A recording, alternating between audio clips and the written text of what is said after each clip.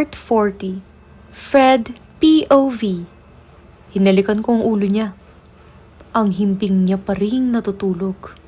Mukhang napalakas ang pagkakahampas ko sa kanya but she's so strong now so I had to make sure. I smiled while looking at her face. Hindi ako magsasawang makitang mukha niya. Akin siya. Nabuhay ang galit sa puso ko nang makita ko ang tiyan niya. Paano mo ito magagawa sa akin, Celeste? Paano mo dadali ng anak niya at hindi ang anak ko? Dahan-dahang gumalaw ang ulo niya at may dumilat na. Kitang-kita ko ang takot sa mata niya, lalo na nang hawakan ko ang tiyan niya. Binaba ko ang nakabusal sa bibig niya, expecting her to scream at me pero nagulat ako nang masama niya lang akong tinignan. Pinapabilib mo talaga ako, Celeste. Habang mas tumatagal ka sa piling ko, mas pinapainit mo ko. Sabi ko at tumawa. How can you do this? Best friend ka ni Vincent. Pinagkatiwalaan ka naming parehas. Vincent. Si Vincent na naman. Kailangan na talaga niya mawala. Masyado na siyang abala sa akin. Celeste, hindi madaling maging kaibigan ang kinamumuhian mong tao. He is your friend. Ano bang nangyayari sa'yo, Fred? Naiinggit ka ba sa kanya? What did Vincent do to you para gawin mo sa amin to? Saan ka ba nanggagaling? Lahat ng ito, ginagawa ko para sa'yo. Ano? All of the threats, the attempts, lahat yun ginagawa ko so you can run to me. Bakit ba hindi mo ko magawang tignan, Celeste? Why do you always run back to him? Ha? Anong sinasabi mo? Ang pagkakalito ay nakasulat sa buong mukha niya. Nasasaktan ako. How can she be like this? I am in love with you, Celeste. For years. Years bago mo pa siya makilala. Ako yung nandoon. Ako yung laging nakatingin sa'yo while you are busy looking at that scumbag. I was the one sending flowers to you after niyong maghiwalay. Pero hindi ka na bother man lang na alamin na sa akin lahat galing yun. I was waiting for you. Hindi. Imposible. Hindi. Why don't you just love me? Bakit hindi ka nalang mapunta sa akin? Bakit laging siya? Sinubukan mo akong patayin. I was trying to separate you from him. Pero na-realize ko na if I can fake your death and take you far away, it will work. Pero naunahan mo ko. You fake your own death. At naniwala ako. Akala ko talaga na wala ka na. I was broken. Mahal na mahal kita. Hahawakan ko sana ang mukha niya pero umiwas siya. Kinagat ko ang aking labi. Nakatali siya sa isang upuan ngayon at nasa rooftop siya ngayon ng isa sa mga bakanting government building. Nililipad ng hangin ang buhok niya. Humahagulgol na siya. Papatayin ko si Vincent. I am sure of that. I will kill him. Dahil yun lang ang paraan para mapasakin ka. I'll kill him. And that baby. Ako lang ang dapat mo makasama, Celeste. Ha? You're crazy. Nababaliw ka na. Mas mababaliw ako kung papanoorin ko lang kayong masaya. I pretended long enough. I pretended to be happy. Pero ayoko na, Celeste. You deserve someone like me. Hindi ko kayang magmahal ng halimaw. Tutulad mo. Malakas ko siyang sinampal. Stop pushing me. I don't want to hurt you. Pero kung kailangan din kitang patayin, I'll do it. If I cannot have you, no one will. Lalapit na sana ako nang makita kong may umaagos na tubig sa kinauupuan niya. Kinagat niya ang kanyang labi. Waterbag niya ito. Isn't it this exciting? We will now see who gets to live sa inyong tatlo. Is it Madam President? Is it the President himself? Or your little Vincent? Natawa ako. Sa gabing ito, I am risking it all. Kukunin ko kung sinong makakaya ko. Vincent, POV. Napasabunot ako sa buhok ko dahil sa frustration. Everything is in here. Walang nawawalang gamit niya. Even her passport and phone. Nandito lahat. Nag-usap pa kami bago ko siya iwan. She was very okay on going back to place. This is all my fault. Hindi ko dapat siya iniwan.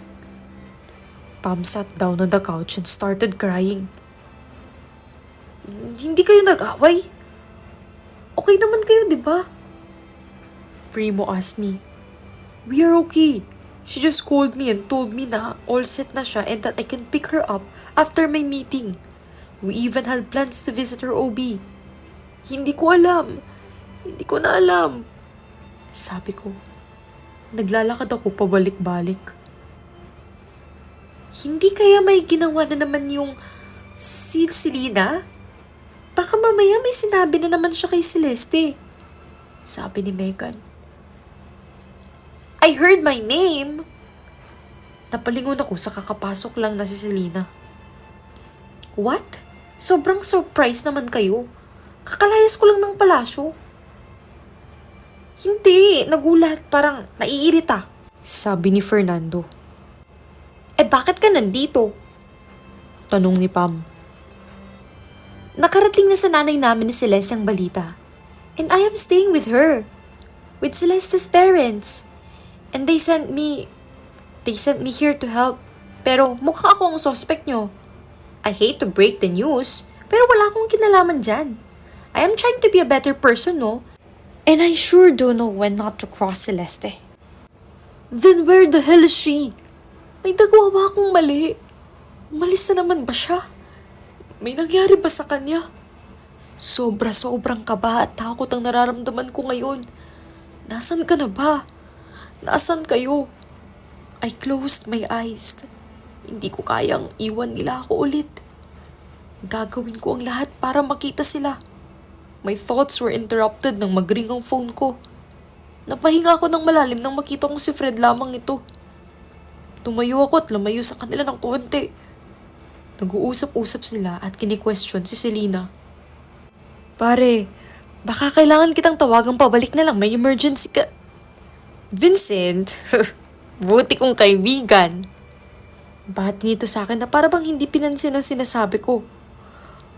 Oo, pwede ba tayong mag-usap mamaya na lang pare? Huwag kang pumunta dito, Vincent. Dinamba ng kaba ang puso ko, lalo na nang marinig kong malakas sa sampal sa background. Si Celeste. Si Celeste ang narinig ko. Feisty as ever. The one and only Celeste Grayson.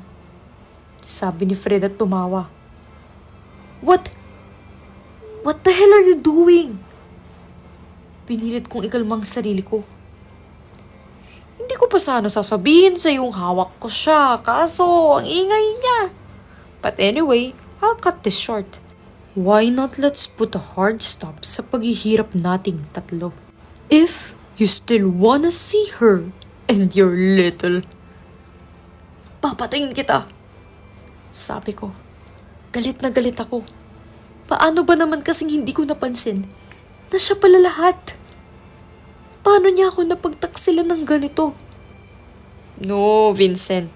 I am gonna kill one of you. Sabi nito at tumawa. Isasend ko ang location sa'yo. Make sure that you are all alone. All of the CCTVs in the area is monitored. If you bring anyone, I'll blow them off. Make a wise choice, Mr. President. Damn it! Mahinang mura ko. Lumingon ako sa paligid. Walang sumunod sa akin kaya nasisiguro kong walang nakarinig ng pinag-uusapan namin. Natatakot ako, hindi para sa akin kundi para sa mag-ina ko. Napaka-traidor at hayop ni Fred. Sinaktan niya sa Celeste at kaya niyang ulitin yun. Pinakalma ko ang sarili ko at lumapit sa kanila. Sino yung tumawag? Si Celeste na ba yun? Tanong ni Pam. Pinilit kong humiti. Yeah, she just wanted to unwind a little pero nagpapasundo na siya sa akin ngayon. Sabi ko, just believe me guys. I need all of you to believe me for her sake. Ililigtas ko siya. Maniwala lang kayo, ililigtas ko sila. That woman, ako ang susundo sa baklitang yun at kakaltukan ko lang ang medula oblongata niya. Pam said, wiping her tears. She's acting weird, sabi ni Primo. Well, what can you expect? Ang buntis ay medyo iba. Dagdag ni Fernando. Yeah, so, sige guys, I'll just pick her up. Ako na lang. Kailangan din naming mag-usap. Sabi ko, tumango-tango naman sila. Ryan, I can drive alone. Just please bring everybody home and make sure they are safe. Pero Mr. President, no more buts. It's just Celeste. Sabi ko at tumango naman ito. It is for Celeste. Para sa asawa at anak ko. She often saved me. It is time for me to save her. Lahat gagawin ko para sa kanya. Nagmaneho na agad ako sa lugar na ibinigay ni Fred. It is one of the ongoing government projects na gagawing Skyway. Isa itong lugar na may mga lumang building. Totoo nga, it is protected by CCTVs dahil bawal ang trespasser dito dahil ginigiba na ang mga infrastruktura rito. Mabilis kong inhintong sasakyan nang may magpahinto rito. Mga tauhan ni Fred. Lumabas ako ng sasakyan. Grabe, sa gabing ito, mawawala ng presidente ang bansa. Sabi nito at tumawa pa. Kinapkapan ako. Walang dalang armas, bugok ka talaga. Huminga ako ng malalim. Wala akong panahon para mapektuhan sa pang-insulto nila. Mag-isa lang ito at nasa radio lang ang kausap. Well then, sa utos ng boss, mas maaga, mas maayos. Nangunot ang noo ko nang maglabas ito ng baril at itutok sa akin. Goodbye, Mr. President. Pero, nagulat ako nang may tumamang bala sa ulo nito at mabilis na bumagsak sa lupa. Nagulat ako nang mabilis na may humatak sa akin sa isang gilid. And we took cover because it started raining bullets. Nagulat ako nang mapatingin sa may hawak rito. Si Yuki pala. Paano nila nalaman na nandito ako? Nagulat ako nang may kinalabit sa earpiece nito sa akin. That's how you plan to die? Really? Cool way to die. Sabi nito sa akin at ngumisipa bago makipagpalitan ng balas sa mga tauhan ni Federico. Paano mo nalamang nandito ako? Tiningnan lang ako ni Yuki bago bumalik sa pagkikipagbarilan. Hey there, President. Can you hear me? This is Walter at your service. I heard Walter sa earpiece na kinabit sa akin. I guess Yuki have his own earpiece too dahil nagawa pa nitong matawa. I forgot to tell you that I did tap your phone, so I kinda heard everything about this good friend gone wrong phone call. So, we are here to back you up. By the way, it isn't hard to hack the government's CCTV. Dagdag ni Walter. Paano kaya sila nagtutunog cool? Napayuko kami ni Yuki na may sumabog na isang building at nagbagsakan ng mga ilang bumabaril sa amin dito. Someone threw a grenade there. Oops! Napalakas atang pagsabog. Zaya said, Should we get the party started? I heard her laugh after asking that. Party? Party ba ito? I have eyes on everything now. I am looking for Captain's exact location. We'll update you ASAP, sabi ni Walter. Malapit ng backup. Ibigay na natin sa kanilang hinahanap nila, sabi ng iba pa nilang kasamahan habang nagkakasa ng baril. So, ito ang team niya. Ito ang tinatawag nilang US Dream Team, ang Ace Team. Kaya naman mahal na mahal niya ang mga ito. Higit pa sila sa isang team. Dito! Inabot sa akin ni Yuki ang baril. I believe before being a president, you were trained to use guns, right? Tumango ako. Marunong akong gumamit ng baril. Manong, bakit wala akong dala? Well then, please start helping out. Napaka-impatient na babae ng captain natin, sabi ni Yuki sa akin. I do know that, sabi ko bago ikinasang baril. We started exchanging bullets with Fred's men. Tumayo at nagsimula na kaming maghiwalay ni Yuki. Bumaril ako at nagtakip sa dingding. If I knew that I will really need the guns, nagpa-expert sana ako. Napalingon ako nang makitang magsimulang tumakbo si Zea at sunod-sunod ang naging pagpapaputok. Ilang mga tao ang nagbabagsakan mula sa matataas sa parte ng gusali. "Huh! Kill me if you can!" She shouted as she took over pero napalingon ako nang makarinig ako ng mga takbo at pagbaril sa paligid. "Mr. President," sabi niya. Nasa linya siya. It was Ryan and his team. Nandito na ang backup na sinasabi ni Yuki. "We will serve you to death. Magsisilbi kami para sa Pangulo ng Bansa," he added. "I got a vision. I got her location. She is in Building 32's rooftop," sabi ni Walter sa amin. I know the building I was saying. Nagmamadali akong pumunta roon. Sinubukan akong habulin ni Yuki pero sa huli iniwan ko siya dahil tinatakpan niya ako. Mabilis kong inakyat ang building nung mahanap ko ito. Mabilis kong narating ang rooftop at mabilis na sinipa ang pinto nun para bumukas. And it did open. Kasabay ng malakas na pagputok ng baril. Celeste's POV. Hindi ko na mapigilan ang pagpatak ng luha ko nang marinig kong magsimula na ang putukan sa iba pa. "God, your team has always been a pain in the neck," sabi nito sa akin. "I killed that guy dahil akala ko siyang dumidikit sa'yo. Yung isa pa lang dapat ang tinudas ko." "You killed Traven? Hindi ka ba nakukonsensya? He's a family to me." "Siloso ako, Celeste. Gusto ko nga ako lang lalaki sa paligid mo. So I'll probably kill your dad and your foster dad in the US. Kinabahan ako. Si Papa at si Dad, si Dr. Scottfield. Ayoko mapahamak sila. Tama na, please. Tama na, Fred." I was crying and begging. Nagsisimula na ang paghilap ng tiyan ko. My water bag broke more than an hour ago. And if I stay here a little longer, Equinox and I will be at stake. Naguguluhan ako. Ang daming nangyayari.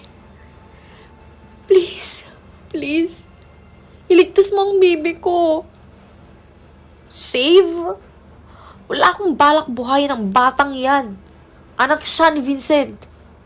Hinawakan niya ang mukha ko. "Akin ka lang, Celeste." "Vincent, alam kong pumunta pa rin siya. Hindi ko alam kung anong nangyayari sa baba. Kung ayos lang ba siya, pero sigurado akong nasa baba siya kasama ang team ko. The firepower they're using is from the US directly kaya iba ang tunog nito sa mga baril ng tauhan ni Fred kaya naririnig ko." Sumilip si Fred sa baba pagkatapos akong bitawan. "Here comes your stupid president," sabi nito at lumapit sa akin. Nagulat ako nang talaga niya ako pero tinutukan niya ako ng baril while he was stepping away. I can barely stood up dahil nararamdaman kong sakit. "Madam President, we are about to reach the ending," sabi nito at tumawa. Fred, please." Napalingon ako sa malakas sa pagsipa ng pinto. And I found Vincent there. Pero nanginig ako lalo nang mabilis siyang barilin ni Fred. "Vincent!" Tawag ko sa kanya. Nabitawan niya ang hawak niyang baril dahil tinamaan siya sa balikat. I wanted to run to him pero tinutok sa akin ni Fred ang baril niya. "Stay there!" Utos na sa akin. Grabe naman, Mr. President. Sa balikat ka lang tinamaan. Baka mamatay ka na niyan. "Damn you," sabi ni Vincent. He stood up holding his wounded shoulder. Nagtama ang paningin namin na mas nagpaiyak sa akin. Yung mata niya ay punong-puno ng pag-aalala para sa amin. "Okay, tama na yung titigan na yan," sabi ni Fred. Itinutok niya na naman ang baril niya kay Vincent. "Lumipat ka dito," utos niya kay Vincent. Malapit ako sa pintuan at magkatapat na naman si Vincent at Fred. Nasa edge sila ng rooftop. "Why are you doing this?" Mahinahon na tanong ni Vincent. Mas napaiyak ako. Kasalanan ko ang lahat. I didn't know. Hindi ko nalaman at hindi ko naramdaman ang feelings ni Fred sa akin. I used to throw away those flowers pero kahit pa nalaman ko ay hindi ko siya pipiliin. I just love one man. Si Vincent lang talaga ang kaya kong mahalin. Jeez, I'll make the story short for you. Ikaw, Vincent, you destroyed my life. Lahat kinuha mo sa akin, Vincent. You took Celeste away from me. Kung hindi ka umepal, malamang ay girlfriend ko na siya. Malamang ako ang naging asawa niya. And even the president position, akin lahat yan. Lahat na gulo nang dumating ka. You can take away anything from me. Pero hindi siya. Akin lang siya. Nagsasalit-salita ng pagtutok niya ng baril sa amin. If only I am not pregnant right now, this would be easy. Kayang-kaya kong agawin ng baril and secure Vincent, pero hindi ko magawa. I am in a lot of pain at natatakot ako sa kondisyon ng anak namin. Hindi ko alam. Of course! How can you? Masayang-masaya ka while I'm suffering. Hindi ko na kayang manood pa. Fred, please. Ayusin natin to. I begged him. Ayusin? Kahit anong gawin ko, siyang pipiliin mo, di ba? Siya lang ang kaya mong mahalin. Hayaan mo na lang sila. Hayaan mo na si Celeste at ang baby namin. Please, hayaan mo na lang sila at mananatili ako. Sabi ni Vincent. Vincent naman. I called him pero titignan niya lang ako. Please stay safe. I can handle this. Make sure he's safe.